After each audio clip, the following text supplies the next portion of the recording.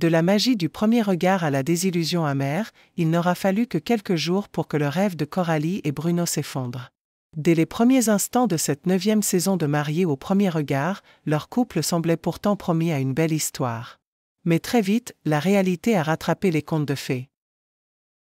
Lors de leur voyage de noces en Andalousie, Bruno, chef d'entreprise à la forte personnalité, a laissé paraître un caractère bien plus dirigiste que Coralie ne l'imaginait. Chaque moment de complicité semblait se transformer en débat, chaque initiative de Bruno devenait une décision imposée. Je n'arrivais plus à respirer.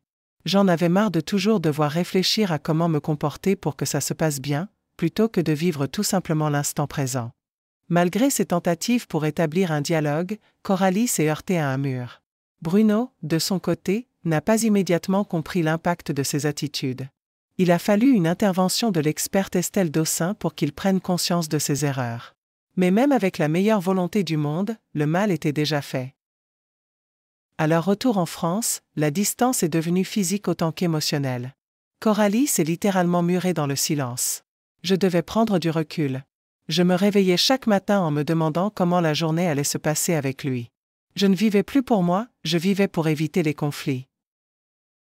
De son côté, Bruno, désemparé, multipliait les introspections sans parvenir à trouver la solution. Je ne sais même plus si on va se revoir.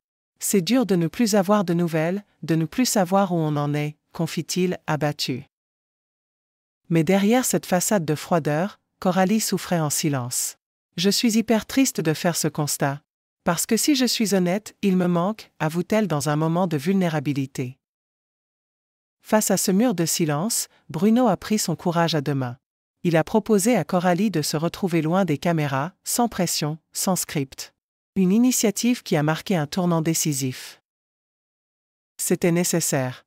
Pour une fois, on a pu se parler sans avoir l'impression d'être observé, jugé. C'est là que j'ai senti qu'il y avait peut-être encore quelque chose à sauver, confie Coralie.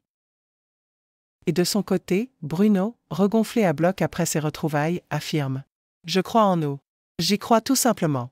Peut-être que le temps nous dira si c'était juste un passage à vide, mais je suis prêt à tout tenter. Mais Coralie reste lucide.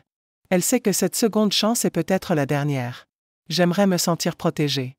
Aujourd'hui, c'est moi qui suis stressée, moi qui porte tout. J'ai besoin de le voir prendre sa place à mes côtés. J'en ai envie, mais j'attends de voir ce qu'il est prêt à faire pour que ça fonctionne. Leur avenir reste incertain, mais cette pause a permis de remettre à plat les attentes et les besoins de chacun.